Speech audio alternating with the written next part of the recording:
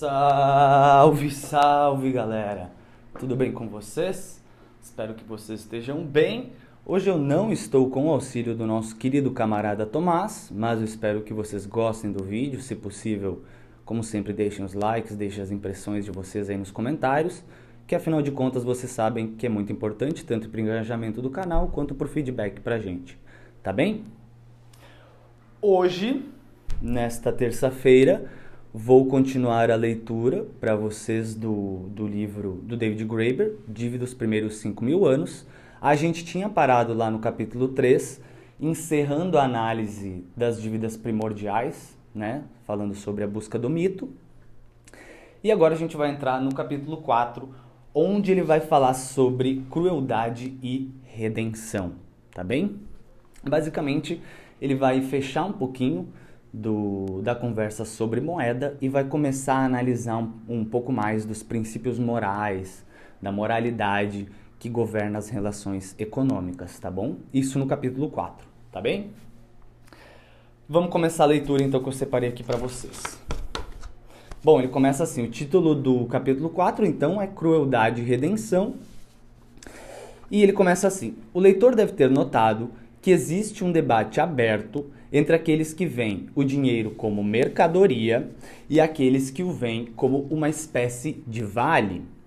O que é o dinheiro, então? A esta altura, a resposta deveria ser óbvia. As duas coisas.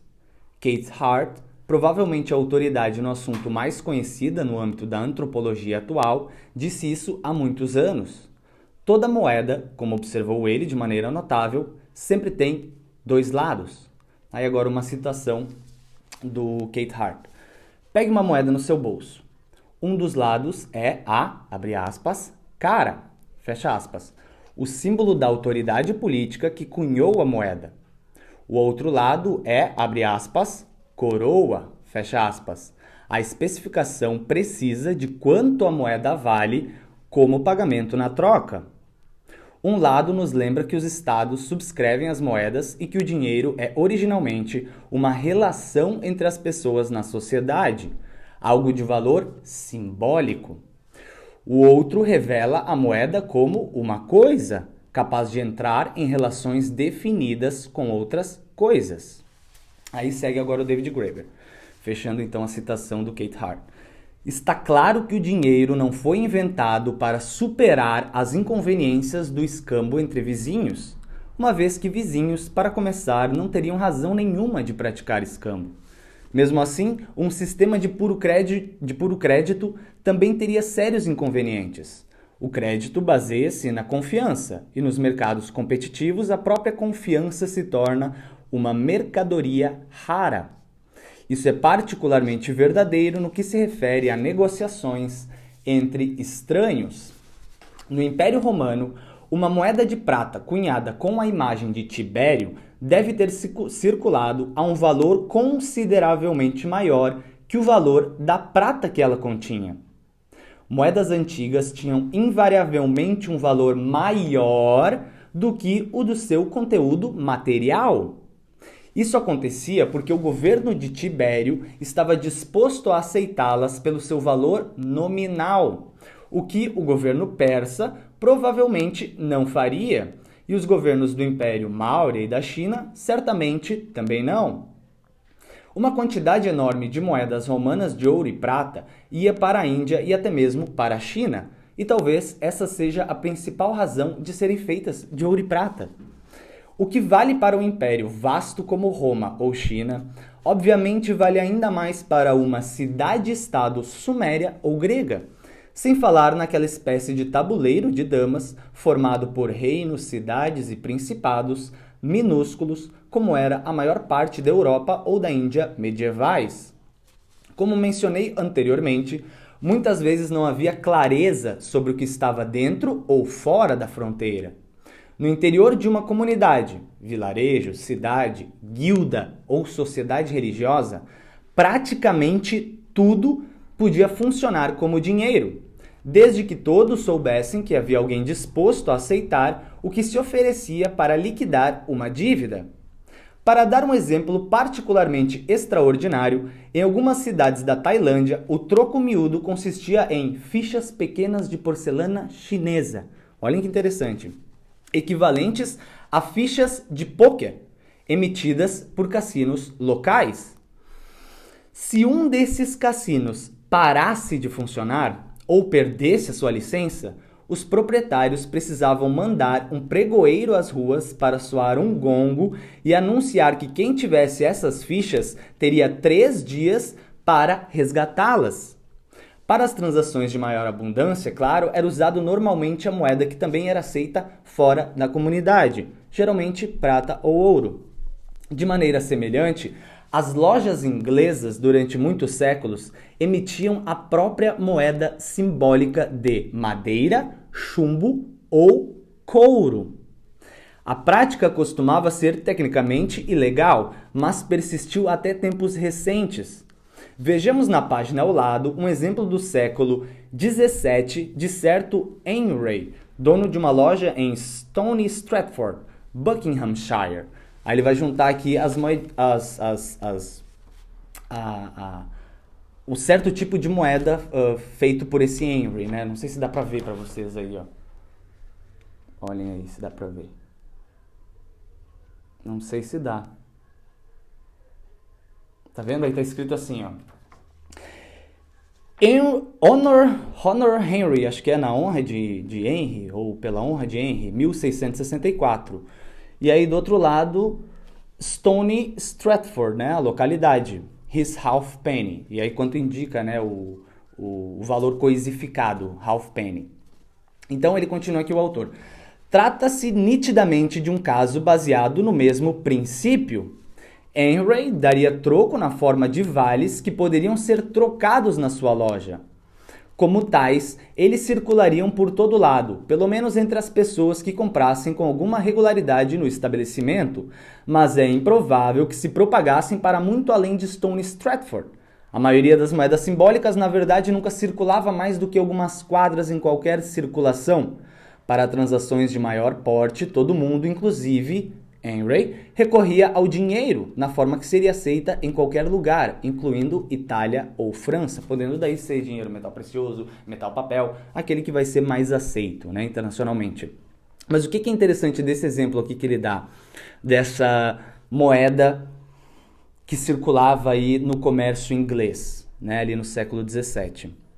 Interessante que, por exemplo, aqui na minha cidade, que é uma cidade pequena de 80 mil habitantes, eu já vi circular vales de empresas comerciais que faziam às vezes de dinheiro, tá certo? Um exemplo de um vale clássico era de uma lojinha que vendia joguinhos eletrônicos lá bem no centro da cidade, e eles vendiam também vales, ou seja, tu podia chegar lá com R$20 e eles te davam um vale de que aquilo valia, assegurava, na verdade, o valor de R$20 em compras naquela loja. Então, por exemplo, tu dava R$20, ele te dava o vale, com esse vale, aqueles que compravam na loja era tratado como se fosse dinheiro. Né? Então, para mim, que era um jovem aí de 10, 12 anos, todo mundo que tinha esse vale, a gente trocaria por qualquer coisa, porque era como se fosse dinheiro. Né? Todo mundo queria acessar o comércio daqueles jogos eletrônicos. E era como se tu chegasse daí com dinheiro lá, tá certo? Para resgatar o vale. Ok? Mas enfim, vamos continuar a leitura, porque senão vai ficar longo demais e os vídeos do livro do David Graeber estão ficando longos, né? Durante a maior parte da história, mesmo em períodos em que nos deparamos com elaborados mercados, também encontramos um conjunto complexo de diferentes tipos de moeda corrente. Algumas devem ter surgido originalmente do escambo entre estrangeiros. O dinheiro de cacau da Mesoamérica ou o dinheiro de sal da Etiópia são exemplos citados com frequência. Outros surgiram de sistemas de crédito ou de discussões sobre que tipos de bens deveria ser aceito para o pagamento de impostos e outras dívidas. Questões como essas muitas vezes eram o tema de infindáveis contestações. Em muitos casos era possível aprender bastante sobre o equilíbrio das forças políticas em determinada época e lugar, baseando-se naquilo que era aceitável como moeda corrente. Por exemplo, praticamente da mesma maneira que os agricultores na Virgínia colonial conseguiram aprovar uma lei obrigando os comerciantes a aceitar tabaco como moeda, os camponeses pomeranianos medievais parecem ter convencido os governantes em determinados momentos a aceitar que impostos, tarifas e taxas aduaneiras que eram registrados em moeda romana fossem pagos em vinho, queijo, pimenta, galinhas, ovos e até arenques, para desgosto dos mercadores viajantes, que desse modo tinham de carregar esses itens para pagar as taxas ou comprá-los localmente a preços mais vantajosos para os fornecedores. Isso aconteceu em uma região com um campesinato livre e não formado por servos. Sendo assim, eles ocupavam uma posição política relativamente forte. Em outras épocas e lugares, o que prevalecia era o interesse dos soberanos e mercadores. Desse modo, e agora prestem bem atenção, ele está finalizando então a discussão nesse capítulo 4 sobre um tanto de moeda e vai adentrar as relações morais que governam a economia. Então prestem atenção nessa última parte. Desse modo, o dinheiro é quase sempre algo que paira entre uma mercadoria e um símbolo de dívida. É provavelmente por isso que a moeda sonante, pedaços de prata ou ouro, que já são mercadorias valiosas em si, em tese, né? Digo eu, mas que, por serem cunhadas com o emblema de uma autoridade política local, se tornam ainda mais valiosas. Continua sendo para nós a forma quintessencial do dinheiro.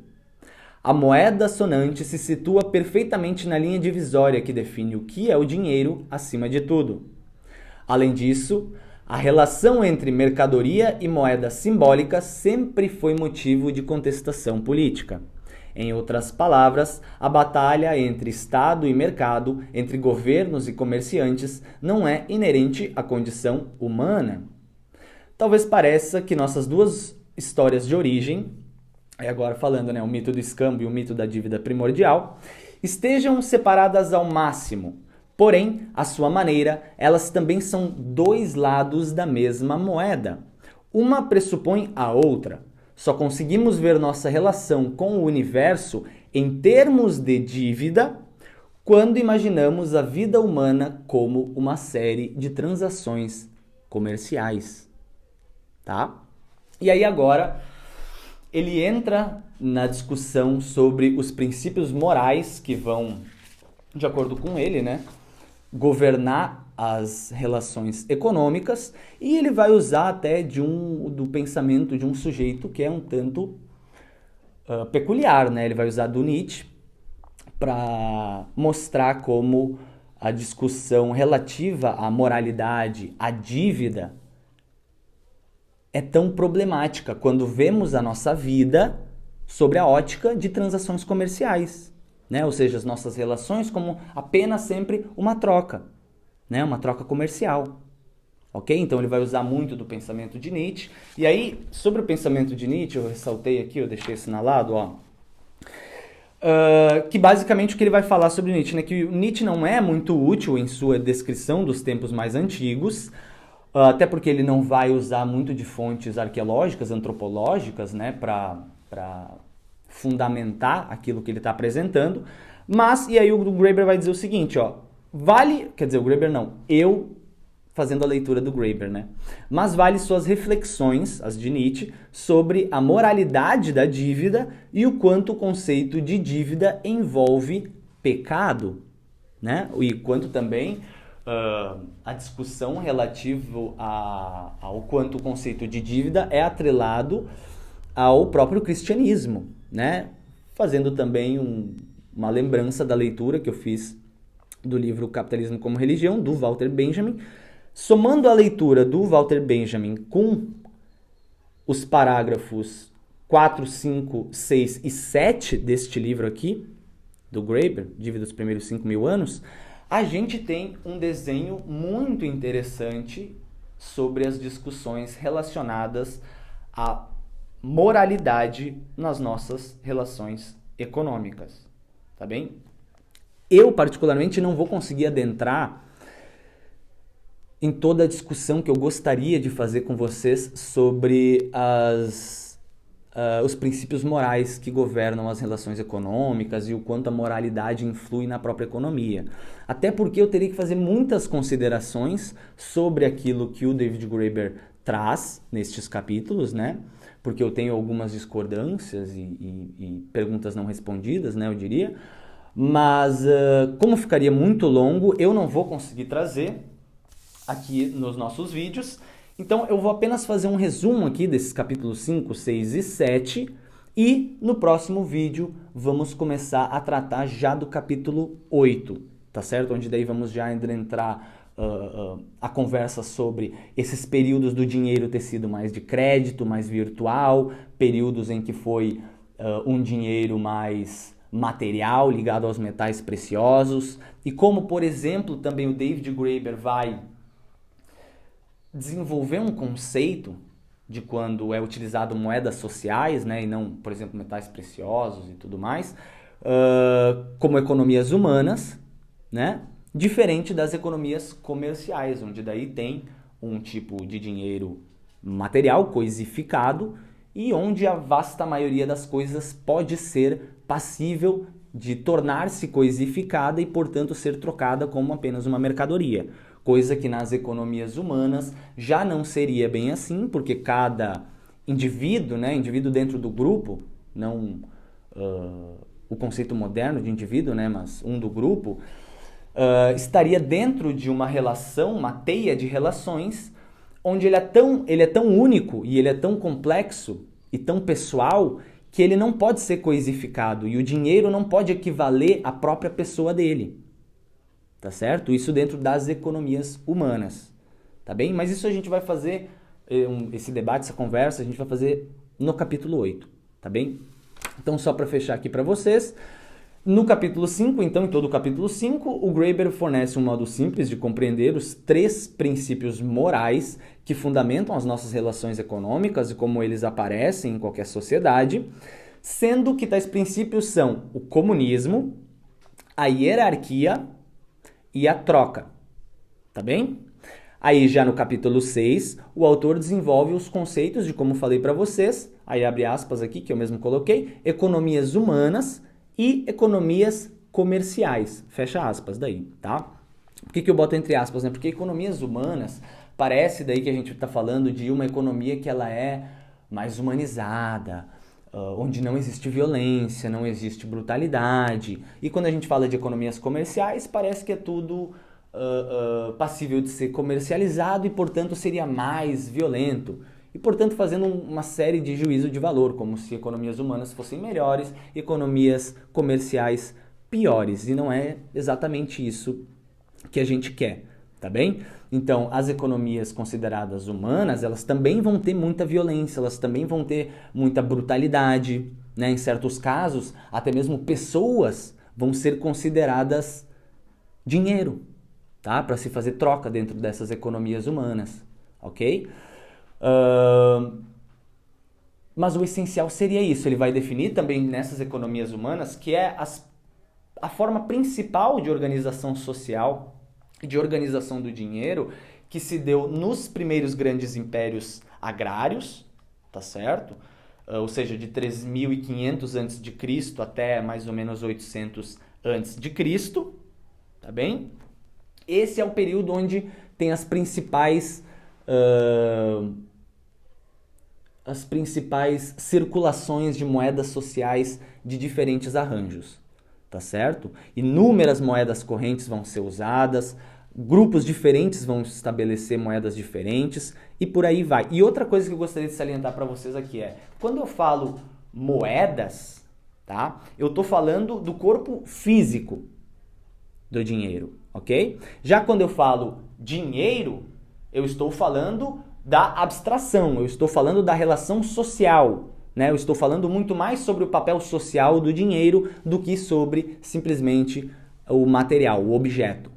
Tá bem? Importante fazer essa diferenciação também aqui para vocês de quando eu falo de dinheiro ou moeda, tá? Inclusive eu gosto muito de uma diferenciação que eu aprendi com a prof. Glaucia Krampeger, na discussão que ela faz sobre o David Graeber, que é as moedas são consideradas o corpo, tá? e o dinheiro é considerado o espírito.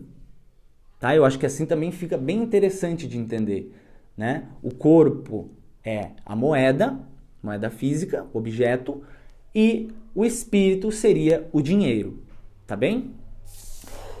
E, portanto, então, no capítulo 7, daí, ele vai falar, continuando ainda sobre as relações morais e o tanto que a moralidade influi na nossa vida social. Ele vai falar sobre, o título do capítulo 7 é Honra e Degradação, sobre as fundações da civilização contemporânea. E o Graeber essencialmente vai mostrar o porquê da nossa fundação moral nos compelir a sempre sentirmos que somos, ao mesmo tempo, senhores e escravos da nossa própria vida social. Tá bem? Ou seja, é mostrando como a nossa moralidade de hoje em dia, da atualidade, ela é muito fundamentada, é muito baseada em uma ótica de senhor escravo, né? E ele vai mostrar também as nuances da escravidão em todo esse período e como a civilização moderna foi construída em cima disso tudo. Tá certo? Então, o que eu anotei nesse resumo para tentar dar uma síntese para vocês do que ele mostra no capítulo 7 é como o Graeber mostra o porquê da nossa fundação moral dos dias de hoje, né, nos compelir a sempre sentirmos que somos, ao mesmo tempo, senhores e escravos da nossa própria vida social. Tá certo?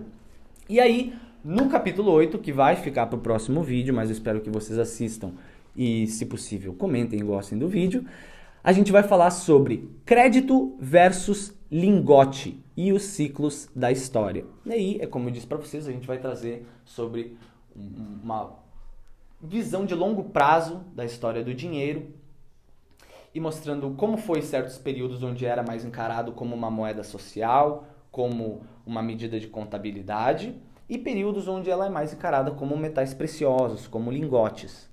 Né? E o Graeber vai mostrar como tem ciclos nisso.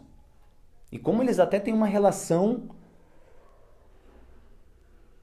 geológica, eu diria, tá? Com o mundo. Mas enfim, isso é tudo para o próximo vídeo. Eu espero que vocês tenham gostado do vídeo até aqui, tenham ficado até aqui. Eu peço desculpas por ter parecido um pouco prolixo hoje, mas é porque eu não consegui organizar muito tempo. Mas eu espero que tenha ficado do agrado de vocês e que tenha, de certa forma, elucidado algumas questões, não ter sido tão confuso. E, se possível, deixem um like, deixem os comentários de vocês aí, que vocês sabem que é muito importante. Lembrando a todos, então, que no próximo vídeo vamos falar sobre o capítulo 8, os períodos de lingotes contra os períodos de créditos, né? E avaliando os ciclos da história.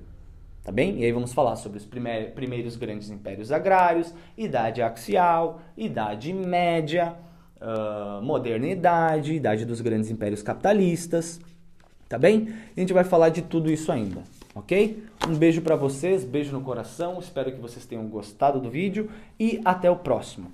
Valeu!